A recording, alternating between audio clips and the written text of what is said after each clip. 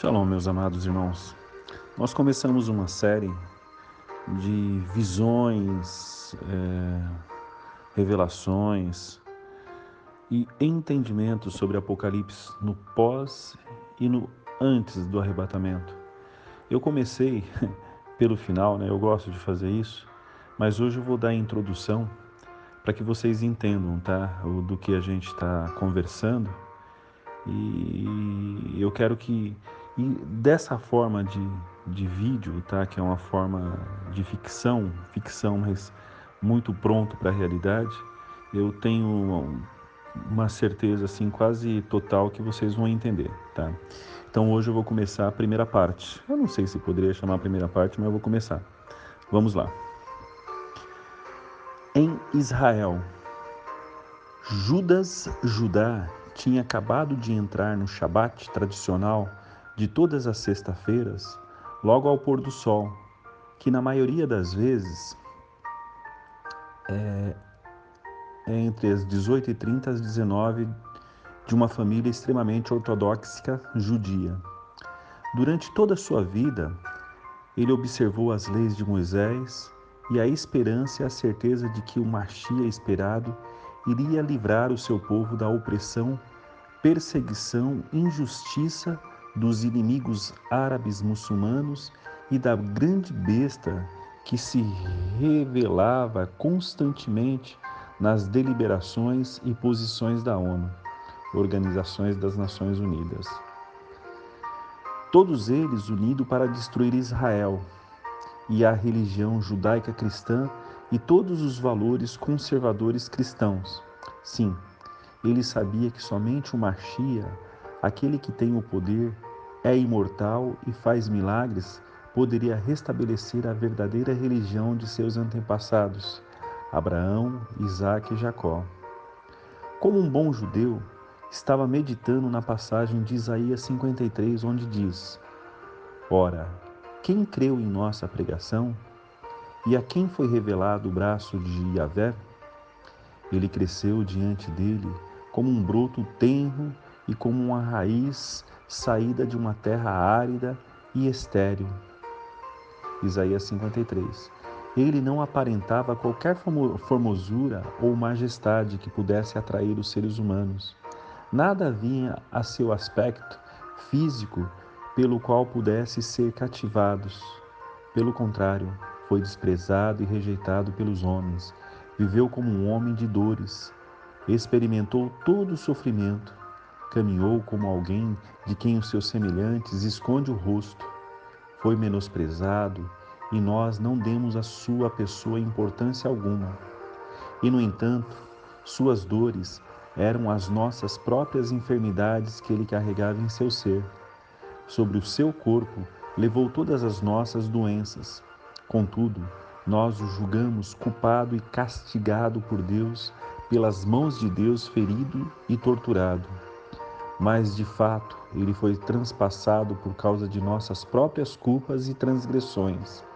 Foi esmagado por conta de nossas iniquidades.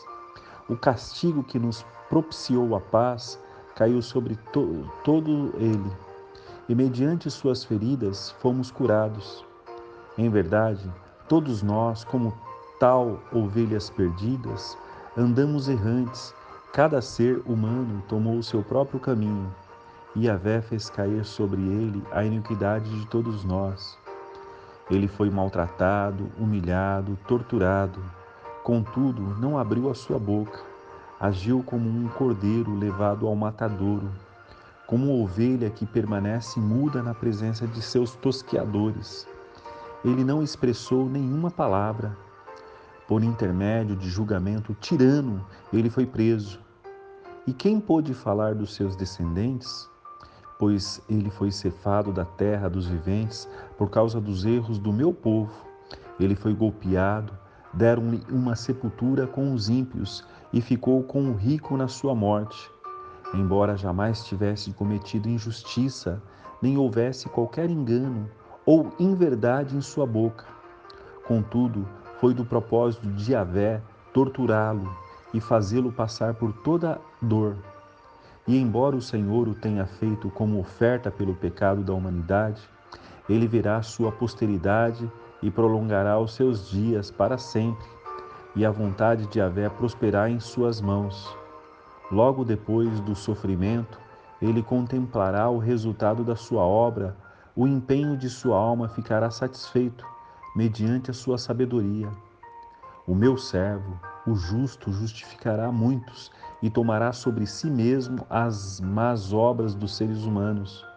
Por esse motivo, eu lhe darei uma porção generosa entre os grandes, e ele dividirá os despojos entre as multidões, porquanto ele derramou a sua própria vida até a morte e foi contado entre os criminosos. Portanto, ele levou sobre si os pecados de muito e pelas transgressões intercedeu. Era a 10ª vez que estava a meditar sobre essa passagem, embora muitas vezes, quando consultado o rabino Melques, sempre recebia a mesma explicação, que essa passagem, o profeta Isaías se referia sobre o povo judeu e seu cativeiro quando levado cativo para a Babilônia. Mas não, sua mente não achava nenhuma razão lógica, histórica ou testamentária que definisse o que essa passagem se referia sobre os judeus. Tinha que ter uma explicação. Já várias vezes sentiu vontade de assistir às grandes cruzadas de um profeta queniano intitulado de As Duas Testemunhas de Apocalipse 11, Moisés e Elias. Toda a sua vida aprendeu que quando Elias ocupasse a cadeira da ceia da grande convenção dos rabinos e levitas, pois Elias no Torá e nos livros dos profetas era o precursor que prepararia o caminho para a vinda do Machia. Mas não poderia ser. Qual a raiz judaica que esse profeta tinha? Mas na mesma hora, os sinais demonstrava que tinha algo diferente em suas pregações e sinais, pois em todas as suas pregações acabava o sermão dizendo que se preparasse e em arrependimento e santidade que o Messias estava para vir. Fazia realmente curas milagrosas, cegos enxergavam, surdos ouviam, mudos falavam, aleijados andavam, cânceres eram curados, lunáticos eram reintegrados à sociedade. Naquele dia, resolveu ficar até mais tarde no escritório de sua casa e resolveu ouvir uma dessas pregações. Quando abriu o vídeo, para sua surpresa, os profetas quenianos estavam pregando sobre Isaías 53. Que estranho, pensou ele. Aquilo foi coincidência demais. Resolveu ouvir. E assim diziam os profetas nas suas pregações. Jesus veio da descendência de Davi, nasceu em Belém, desde bebezinho tentaram matar. Herodes, nunca numa campanha sanguinária, depois de se consultar com os sábios e doutores da lei, ficou sabendo que a estrela que os magos, hospedado em seus palácios, seguia, tratava do prenúncio sobre o nascimento do Messias, o rei que veio para governar. Com medo de perder seu reinado, mandou matar todas as crianças de 2 anos para baixo. Sim, ele era um homem de dores, sabia o que era sofrer. Só fez o bem, não tinha aparência nenhum que o atraísse alguém para si, mas suas palavras cativavam. Sua família o rejeitou, mesmo ele sendo só amor. Não ousava levantar a voz, não revidava mal com mal, antes, até mesmo de olhar, expressava bondade a ponto de seus inimigos ou fugirem dele ou tentarem o matar. Curava todos que necessitavam de cura, aleijados, cegos, surdos, mudos, leprosos. Sua fama se espalhou por toda a província, a ponto de os fariseus, saduceus e escribas, inclusive os publicanos, rangerem os dentes de raiva, de inveja pela sua fama. Resolveram pagar para um dos seus seguidores, o trair. Nossa, pensou Judas, o traidor desse santo e bondoso homem tinha o mesmo nome que o seu?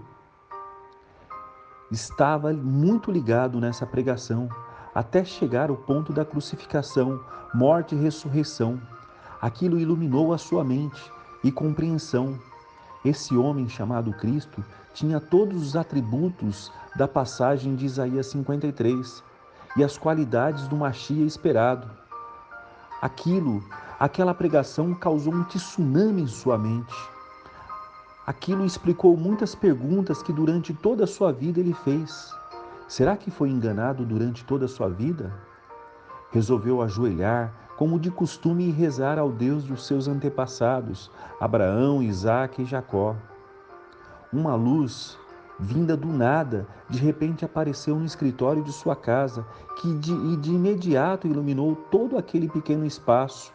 E uma voz suave, na mesma hora retumbante, veio desse clarão e perguntou: Judas, meu servo querido, aqui estou para trazer luz ao seu caminho e um chamado ao ministério que estabelecerei na terra. Os chamados 144.000 das tribos de Israel para ministrar e evangelizar um mundo caído e condenado para o fogo do inferno, por desprezarem meu filho Jesus, o autor da vida, o matando e virando as costas para essa graça que resolvi estabelecer a uma geração adúltera e má. Aquela voz é o que toda a sua vida ele buscava. O transformou de uma maneira quase automática, pois sabia que era Jeová Yahvé. Testificava em seu coração. Era como se durante a sua vida toda aquela mesma voz o orientava, o protegia e o guardava e sempre o preservava para algo muito maior que ele não compreendia. Chorou, chorou, chorou quase toda a madrugada. E por incrível que pareça, seu choro não acordou sua esposa Sara, que estava a dormir no quarto ao lado.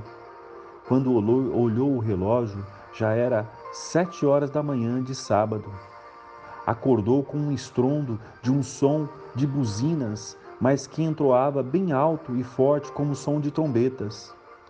Logo em seguida, as sirenes de sua cidade, Jará, começou a tocar forte, no que fez sua esposa ser acordada assustada e pronta para correr para o abrigo antibomba, pois todos os judeus têm próximo, quando não em seus prédios, abrigo antibombas. Deu tempo somente para entrarem no abrigo e, de repente, muitas bombas, como se fosse um grande terremoto, começaram a cair lá fora do abrigo. Gritaria, desespero e muito medo.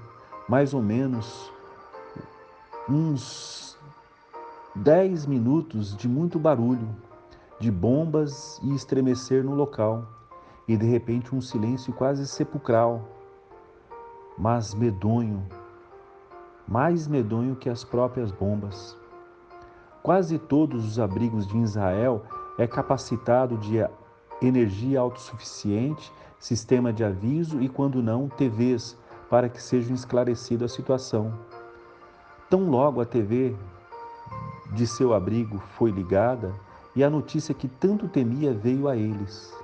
Foram atacados pelas ligas árabes, Arábia e Irã em represária à destruição de seu reator nuclear, Síria, Turquia, Iêmen, Egito, Jordânia e os grupos terroristas Hezbollah do Líbano, Jihad Islâmica da faixa de Gaza, com a ajuda da China e da Rússia, que havia manifestado um desagrado por ter perdido a concorrência na venda de gás para a Europa. E uma dessas bombas, por engano, havia destruído a mesquita de Al-Aqsa e o Domo da Rocha. Alegria por essa providência divina e tristeza por não terem a certeza que existirão mais, não como a certeza que se não existirão mais como um povo. Do outro lado, na Califórnia, Estados Unidos, Peter, um jovem calvinista recém-casado, já decepcionado com todas as religiões por pregarem um evangelho da prosperidade, onde a centralidade da pregação é Jesus que exige 10% para te curar.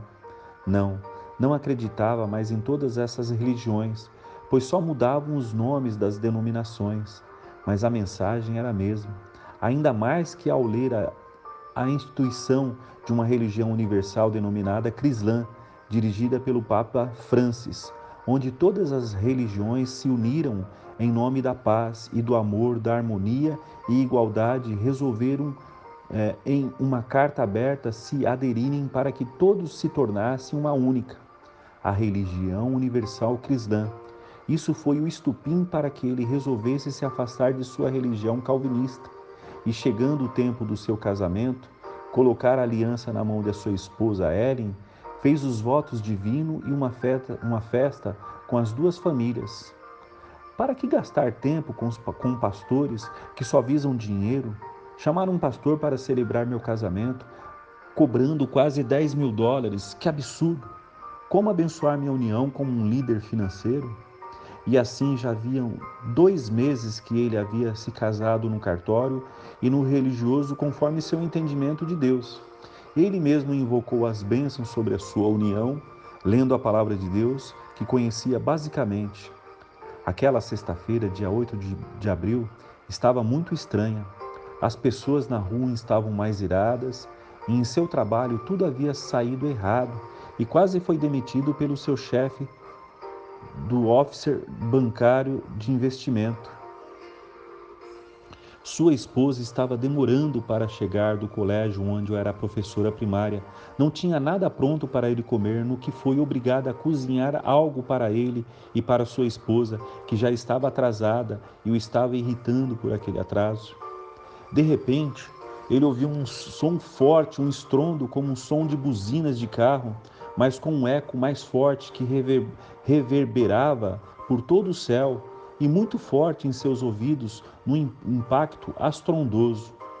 Saiu na varanda de seu apartamento, do 8º andar, e começou a ver algo muito assustador. Centenas de carros começaram a bater um no outro. Quando não, nas lojas, até mesmo nos prédios vizinhos, até mesmo em seu próprio prédio. Um avião, de repente de pequeno porte, se precipitou próximo ao seu prédio. Isso o deixou desorientado a ponto de só pegar seu celular e descer as escadas, mesmo de seu prédio, para que pudesse sentir-se mais seguro ali na praça em frente. Ao chegar lá, como automaticamente ligou para sua esposa. Tocou e caiu na caixa postal. Aquilo o deixou loucamente preocupado.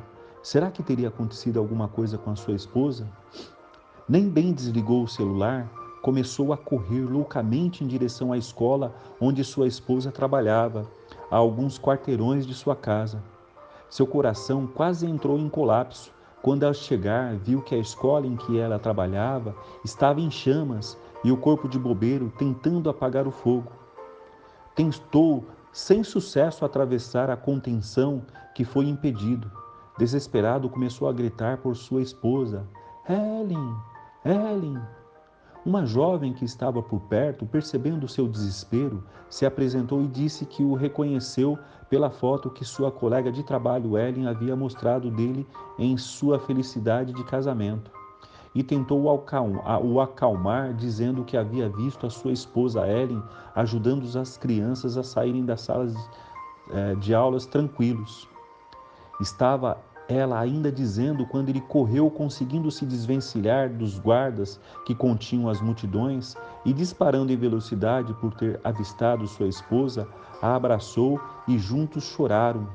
Ambos estavam assustados, só que não haviam dado conta do clima geral que os cercavam. Carros batendo, aeronaves caindo. Break news em todas as vitrines e casas. Resolveram, a caminho de casa, se juntar a um ajuntamento de pessoas em frente a uma vitrine, onde podia ouvir e ver as notícias. Quando escutaram, ambos caíram no chão chorando e com o coração partido gritando e reconhecendo: Jesus voltou e nós fomos deixados para trás. No Vaticano, em Roma. Vaticano no latim significa serpente. Bem sugestivo, né? Já se passava um pouco das 18h30 de uma tarde de sexta-feira, quando, já acabando a reunião, onde os líderes e signatários do mundo todo representados assinaram em conjunto e com alegrias e vivas a carta de intenção e criação da religião universal cristã, onde o Papa Francis seria seus líderes.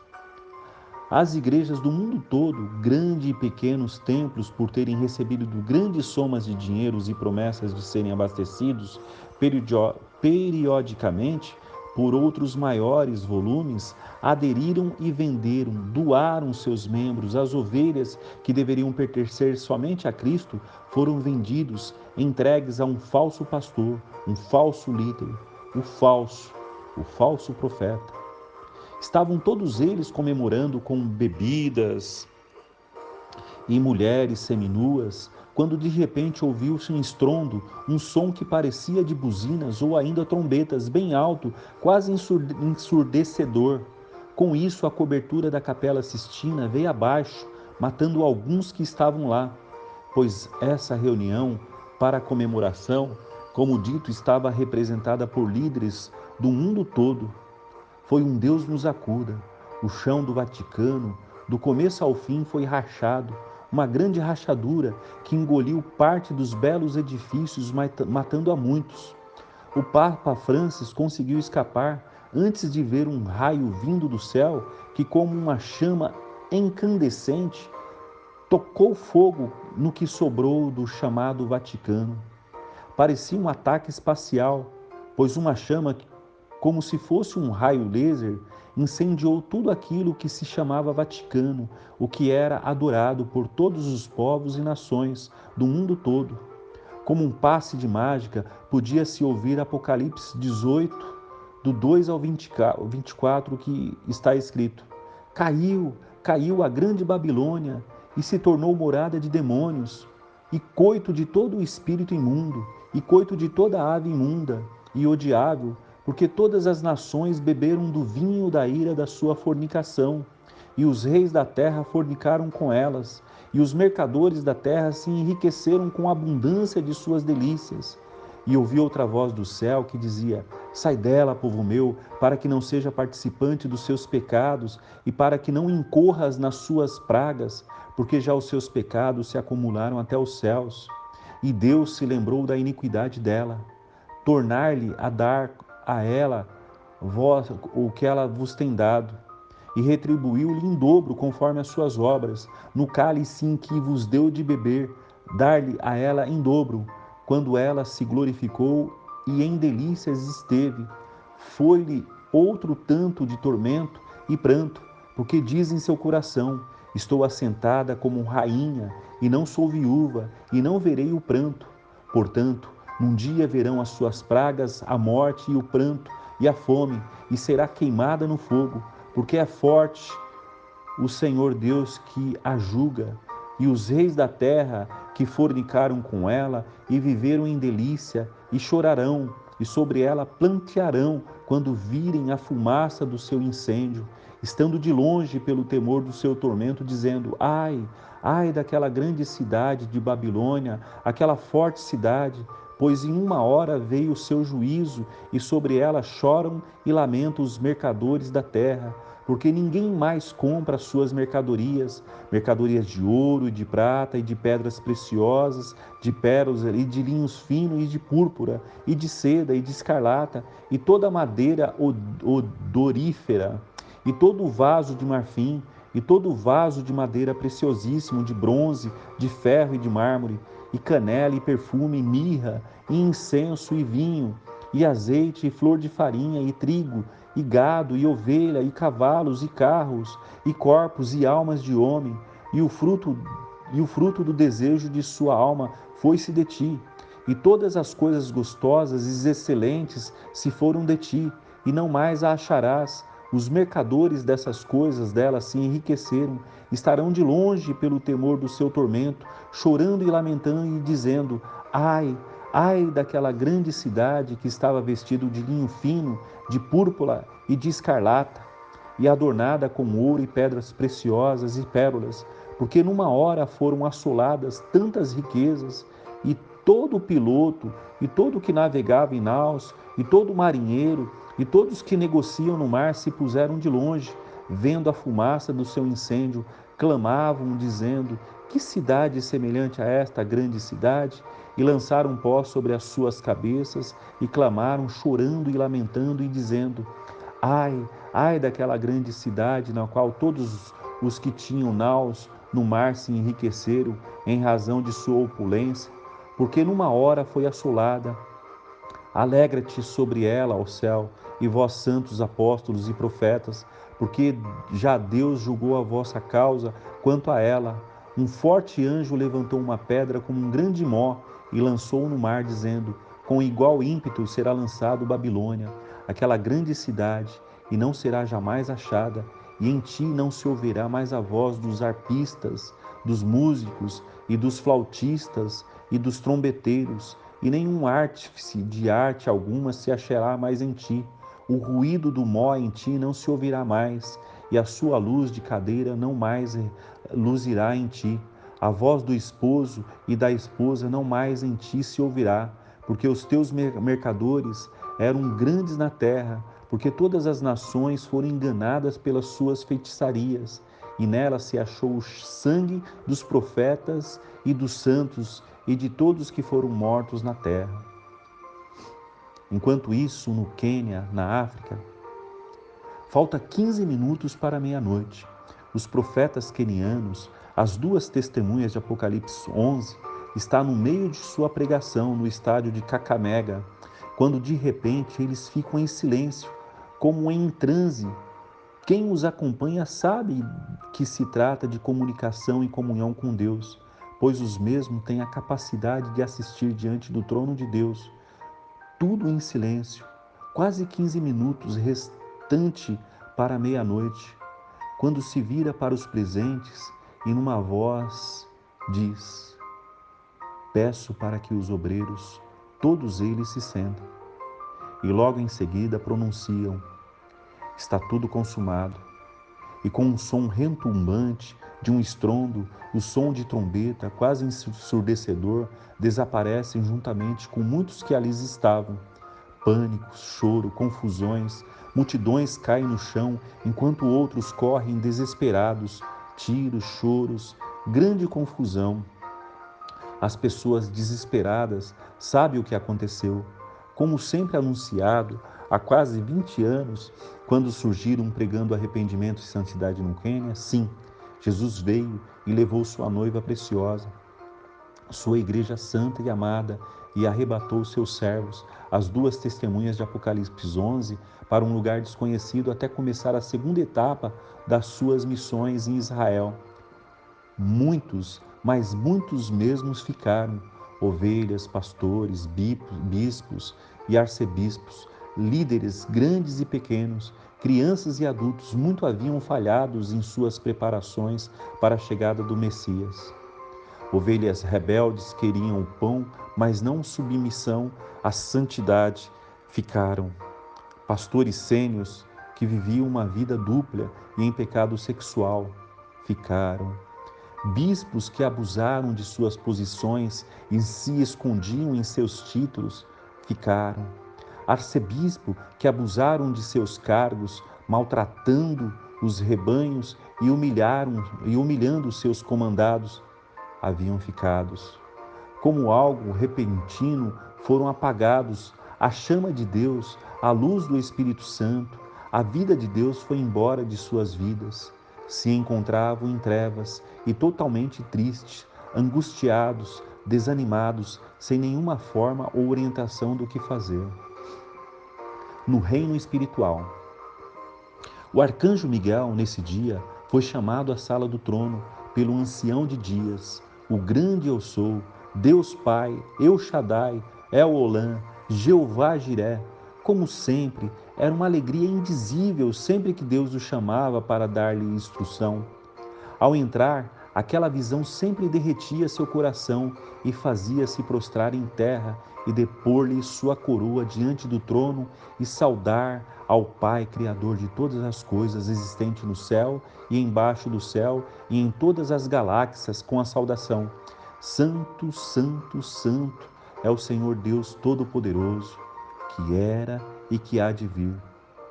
Ao receber a ordem para que se levantasse, Miguel pôde olhar para Deus e viu em seus olhos um misto de alegria e apreensão e júbilo. Conhecendo a perspicácia e curiosidade do seu amado mensageiro, o Senhor adiantou, apronta-se e pegue a trombeta do ajuntamento, pois hoje celebrarei as bodas do meu amado filho. Ao céu, todos e o universo foi ouvir esse anúncio tão esperado antes da fundação do mundo. Finalmente, Deus irá ocupar os lugares vagos pelos caídos, 1/3 dos anjos caídos que se rebelaram juntamente com o primeiro deles, Lúcifer. Agora finalmente será ocupado, significando que Deus nunca perde, nunca desiste de seu plano original. Ele é o início, mas também é o fim. Tudo que começa já sabe qual será o seu desenrolar. Miguel festivo anuncia a todo o céu, o cordeiro alegre e pulando de ansiedade, finalmente irá tomar posse de sua noiva, a igreja amada e desejada.